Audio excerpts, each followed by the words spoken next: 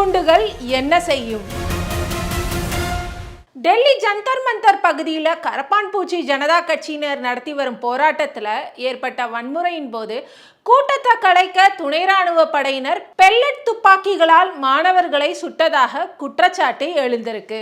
டெல்லியில போராட்டம் நடத்தி வரும் மாணவர்கள் மீது பெல்லட் குண்டுகளை பயன்படுத்தவில்லைன்னு காவல்துறையும் அரசும் மறுத்திருக்கு. ஆனா ராகுல் காந்தி செய்தியாளர்களை சந்திச்சப்ப முகத்திலும் உடலிலும் காயங்களுடன் இருந்த சாஹில் லோச்சப் என்ற இளைஞரை தன்னோட பக்கத்துல நிறுத்தி இருந்தாரு. அப்போ பெல்லட் குண்டுகளை பயன்படுத்தவில்லைன்னு அரசு மறுத்து வருது. ஆனா இதோ அதற்கு சாட்சின்னு கூறிய ராகுல் காந்தி அந்த இளைஞரின் டி-ஷர்ட்டை உயர்த்தி காட்டினாரு.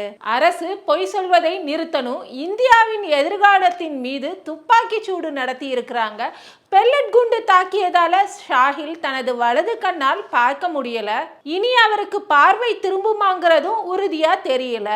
டெல்லி நஜப்கர் பகுதியை சேர்ந்த இவரு டெல்லி காவல்துறையில சேர விரும்பினார்னு ராகுல் காந்தி சொன்னாரு. இந்த பெல்லட் துப்பாக்கி குண்டுகளின் தன்மைகள் குறித்து சற்றே தெளிவாக பார்க்கலாம். பெல்லட் துப்பாக்கிங்கிறது மனித உயிருக்கு ஆபத்து விளைவிக்க கூடியது இல்ல, கூட்டத்தை கட்டுப்படுத்த பயன்படுத்தப்படும் கருவிதான். உலக அளவுல ராணுவத்தினர் போலீசார் இதை பயன்படுத்துறாங்க. கூட்டத்தை கட்டுப்படுத்த பெல்லட் துப்பாக்கி குண்டுகள் தவிர கண்ணீர் புகை குண்டுகளையும் தண்ணீர் பீச்சி அடித்தல், பெப்பர் ஸ்ப்ரே, டீசர் கன் ஆகியவும் பயன்படுத்தப்பட்டு வருது. பெல்லட் துப்பாக்கியை வச்சு கூட்டத்தினரை பார்த்து 500 அடி தொலைவில் இருந்து சுடும்போது எந்த தீவிரமான பாதிப்பையும் ஏற்படுத்தாதுன்னு சொல்றாங்க. அதுவே மிகவும் பக்கத்துல இருந்து கூட்டத்தினர் மீது துப்பாக்கியால சுடும்போது குறிப்பா கண்கள்ல குண்டுகள் சிதறிப்பட்டால் பார்வை இழக்கவும் வாய்ப்பு இருக்குது. போராட்டக்காரர்கள் கலைந்து செல்லாதப்ப தேவைப்பட்டா அவங்கள நோக்கி பெல்லட் துப்பாக்கியால இடுப்புக்கு கீழே சுடலான்றது நிலையான விதி. பெல்லட் துப்பாக்கியில பயன்படுத்தப்படும் கேட்ரிட்ஜ்களில் 100க்கும் மேற்பட்ட சிறிய குண்டுகள் நிரப்பப்பட்டிருக்கும். இந்த குண்டுகள் துத்தநாகத்தினால செய்யப்பட்டிருக்கும். இதை சில 100 மீட்டருக்கு அப்பால இருந்து தான் பயன்படுத்தணும். பெல்லட் குண்டுகள் ஊசி போன்ற வடிவம், முக்கோண வடிவம், பால் பேரிங்னு பல்வேறு வகையில இருக்கு. ஒரு முறை பெல்லட் துப்பாக்கியால ட்ரிகரை அழுத்தி சுடும்போது சில 100 குண்டுகள் வெடித்து சிதறும். இந்த பெல்லட் குண்டுகளும் துப்பாக்கிகளும் இஷாப்பூர்ல இருக்கிற ராணுவ தொழிற்சாலையில தயாரிக்கப்படுது. கடந்த 2010ஆம் ஆண்டு காஷ்மீர் பள்ளத்தாக்குல ஏற்பட்ட கலவரத்துல போலீசார் நடத்திய துப்பாக்கி சூட்டுல 112 போராட்டக்காரர்கள் கொல்லப்பட்டாங்க. உயிரிழப்புகளை தவிர்ப்பதற்காக அப்போதைய காங்கிரஸ் தலைமையிலான மத்திய அரசு பெல்லட் துப்பாக்கிகளை உயிரிழப்பு ஏற்படுத்தாத கருவியாக பயன்படுத்துச்சு. இதை தொடர்ந்து ஜம்மு காஷ்மீர்ல பெல்லட் துப்பாக்கி குண்டுகளை முதல்ல பயன்படுத்தப்பட்டன.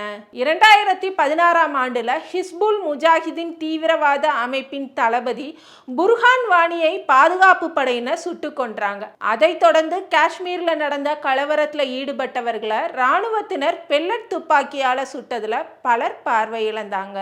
2016ஆம் ஆண்டுல ஜம்மு காஷ்மீர்ல பாஜக பிடிபி கூட்டணி ஆட்சி நடந்தது.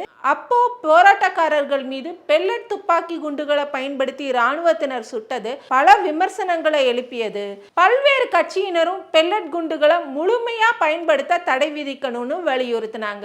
2016ஆம் ஆண்டுல பெல்லட் குண்டுகள் பட்டதுல 13 பேர் கொல்லப்பட்டனர், 250 பேர் காயமடைஞ்சாங்க, சிலர் பார்வையோ இழந்தாங்க. இதையடுத்து 2017ஆம் ஆண்டு பிற்பகுதியில் குறைந்த பாதிப்புகளை உருவாக்கும் ரப்பர் அல்லது பிளாஸ்டிக் குண்டுகள் பயன்பாட்டுக்கு கொண்டு வரப்பட்டது. 2024ஆம் ஆண்டு தேசிய அளவில் விவசாயிகள் போராட்டம் நடந்துச்சு. அதுல பஞ்சாப் ஹரியானா எல்லையில கனுவாரி மற்றும் ஷாம்பு பகுதியில் நடந்த விவசாயிகள் போராட்டத்தில் பெல்லட் துப்பாக்கி பயன்படுத்தப்பட்டுச்சு. ஆனா போலீசார் தரப்புல பெல்லட் குண்டுகளை பயன்படுத்தவில்லைன்னு சொன்னாங்க. ஆனா விவசாயிகள் தரப்புல பலர் காயமடைந்ததாக தெரிவித்தது நினைவு கூறத்தக்கது.